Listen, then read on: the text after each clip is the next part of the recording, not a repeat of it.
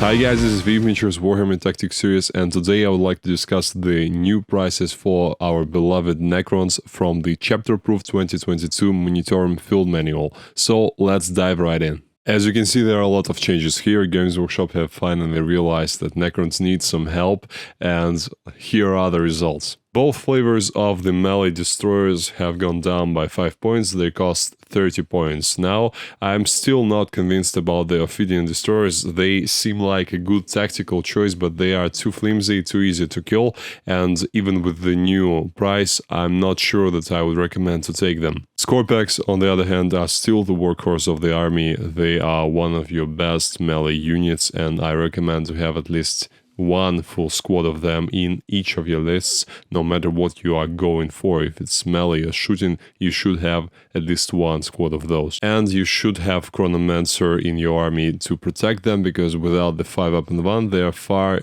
too easy to kill with the high AP damage 3 weapons. They are now cheaper than the Blade Guard Vats, and in many ways they are better, they are faster, they hit harder in combat, they are more protected from some weapons in some cases. Of course, they don't have the 4-up-and-1 innately, but they can have the 5-up, and they can be -1 to wound with the Whirling Onslaught. So yeah, I love the Skorpeks, and you should have them in your army. Now the firepower support. The Canoptek Doomstalkers and the Doomsday Ark both received discounts. They cost 10 points less now. The Canoptek Doomstalker is 130 and Doomsday Ark is 160.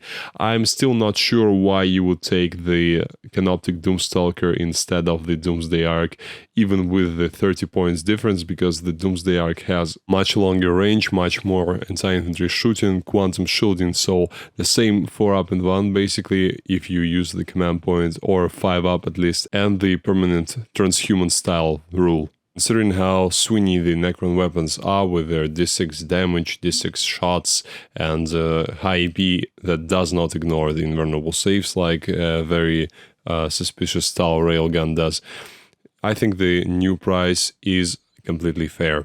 Continuing the topic of swingy weapons, these are some non-swingy weapons that the Necrons have access to, the Skorpekh Destroyers. Both types have received the discounts of 5 points, so the regular destroyers cost 45 points now, and the heavy version costs 55. I was always a fan of the heavy version of the Skorpekh Destroyers with the Gauss Destructor, with the 3d3 damage that it provides, even though it's a very do all or do nothing weapon. I still love them, and now when they cost 55 points, I think they are right at the sweet spot of what they probably should cost for a platform that has almost no protection, no survivability whatsoever. So whenever something with high AP and high damage gets pointed at them, they will be deleted, but if you manage to use them correctly and get the drop on your opponent first, you will make their points back. The regular destroyers again are much better now, especially considering that they are core, so you can revive them with Technomancers, you can give them one to hit with the My Will Be Done, and Lord's Will provide the reroll ones to hit. So yeah, the Skorpekh Destroyers are in a much better place, and 45 points feels correct for them. And comparing them with the heavy version, I think they have the advantage of a bigger squad, even though I don't like this strength 6 AP3 damage D3 weapons, because they don't have enough shots to actually be that deadly, as they are expensive, but you can give them at least some protection, and you can use the extermination protocol stratagem on them relatively efficiently. Necron Codex in terms of shooting is a typical beggars can't be choosers situation, because they don't have enough good units that can shoot and delete targets like the Space Marines have. They have Eliminators, Devastators, Eradicators. Even the Invader ATVs are better mostly than the stuff that the Necrons have access to. So yeah, I think that the new prices are something that we should be very, very happy about. Now the Flayed ones, they are one of my favorite Necron units, and now they are much, much better. They cost 3 points less than they previously did. It's 10 points per model now, and for what they do and what they can help you with, it's an incredible price. It's a bargain. They have inbuilt deep strike, so you can use them to retrieve Nachmund data or whatever it's called, basically scan the quarters, and the squad of 6 of them, which you need to automatically complete the scan action, considering that they aren't troops, costs less now than the 5-man squad previously did. They are much better in combat than your typical Necron warriors, and they cost 3 points less. So for a full 20-man blob, you'll only pay 200 points, and that's something that you can put in Deep Strike and make them charge whatever you want from turn 2. They have the access to the Shadows of Drazhak, or whatever it's called, the -1 to hit stratagem for 1 command point, and it does not get more expensive with the 10 or 20-man blob. It's still 1 command point, and you can even fight twice with them for 2 command points at the end of the fight phase, which is incredible considering how many attacks they get. One makes 3 attacks hitting on 3s with strength 4 AP1, and they have exploding 6s against non-vehicle targets, so it's even more attacks, more hits, and you can use the disruption field stratagem for 1 command point of them, and the stratagem also does not get more expensive no matter how big or small the unit is. With the Novak stratagem, you can make them have 4 attacks each, which is 80 attacks, explode with exploding 6s, and you can, considering their core, you can make them hit on 2s, and with the Terrifying Foes ability, they even subtract 2 from the leadership characteristic of models that are within 3 inches of them, which is again very helpful considering that they will probably be killing a lot of enemy models. The flyers have also received some discounts. I still don't think that you should have the Doom Scythe or Night Scythe in your lists. I just don't see any use for them, even at the 180 price point of the Doom Scythe and 130 for the Night Scythe. You'll be much better just buying another Doomsday Ark or Canoptek Doomstalker or a couple of Skorpekh Destroyers. It will bring you more throughout the games, and they will be harder to kill, especially the Doomstalkers and the Doomsday Arks. The huge transport capacity of the Night Scythe, I don't see where you would really use it with some great effectiveness.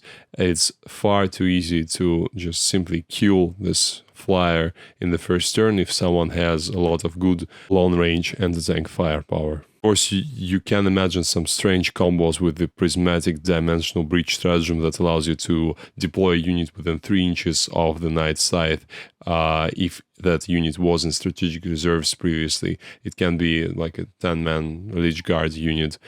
I'm not sure that it's worth it because you still need to pay command points to put the Lich Guard in strategic reserves. You still need to somehow make the Night Scythe survive the first turn. So yeah, there are a lot of factors here, and I don't think that it's worth the hassle. And now the Lords of War. I must congratulate us Necron players, the monolith is finally usable, and I really believe that. Thanks to the changes of the super heavy auxiliary detachment, now we can take the Lord of War for just 1 command point instead of 3 that we had to pay previously, and it's great considering that the monolith is now 30 points cheaper. It costs 330 points. Of course, the monolith is still far from being that OP, must-take, wonderful model that it probably should be after so many years of being neglected. But hey, we're talking about the monolith here, so we can't really be too choosy.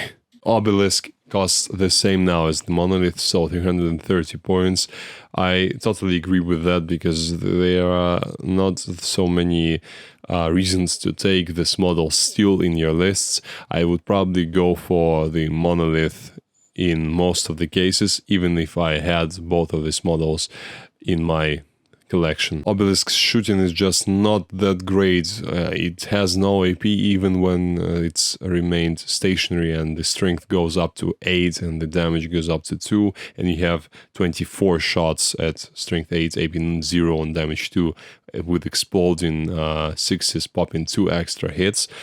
It's still not enough, I think, for 330 points, considering that you need to remain stationary for that, and the range of the guns is only 24 inches. So yeah, the Obelisk isn't that glaringly bad now, but it's still pretty bad.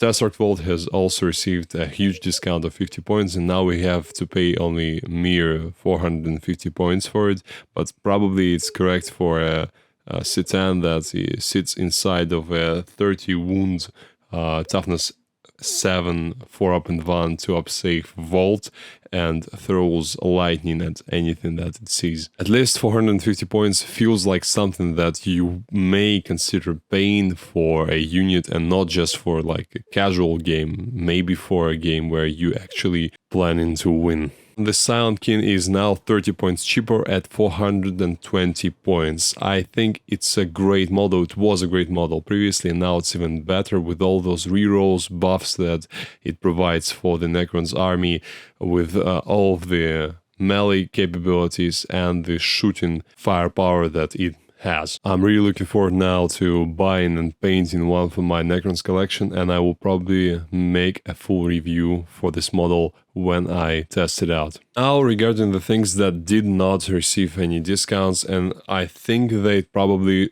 should have been discounted. Now, this famous Annihilation Barge, which is probably one of the worst models in the Necrons Codex and maybe in the whole game, it still costs 120 points, and I think the Games Workshop just have abandoned any attempts to revive it for us. They know that we won't take this model in our list no matter how cheap it costs. Probably it should cost like 80 points for us to consider playing with it. So they're just waiting for some new rules, new supplements to make it worth our while. The Skorpekh Lord is still 130, and I think it's probably a bit overcosted for what he does. Not that great in terms of melee output, not that survivable, considering that Necrons simply don't have the relics like the other armies have. For example, the Thousand Suns Conniving Plate that reduces the attacks of any models that target the bearer by half,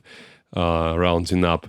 Necrons don't have anything like this, so the best you can do for the Skorpekh Lord is give him -1 damage, which will protect him for a while, but I don't think it's worth 130 points. The Hexmark Destroyer, I think, is also due for a discount, 75 points for a character with 5 wounds and toughness 5 and 3-up save with no invulnerable save, and not that great of an output. I think it's a bit too much. And the standard Necron Overlord, I think he should cost less than 100 points with a War Scythe. We are just not at the Primaris Captain level. We should not cost the same as the Primaris Captain. The Primaris Captain has 6 attacks and the Overlord only has 4. And I just don't think that it's fair. The price isn't fair. Either they should give us more attacks, making the Overlord the same attacks as the Primaris Captain, which it should be. It's just stupid that the Overlord has 4. Or the Overlord should cost less than the Primaris Captain. I know that I'm comparing 2 different models from 2 different armies, but I'm sure that the Necron players out there agree with me. So that's it, guys. I hope this video was useful for you. If you have any questions, please let me know in the comments below. I hope I didn't forget anything, I didn't miss anything in those screenshots that I had access to. If I did, I beg your pardon, and I'll see you next time.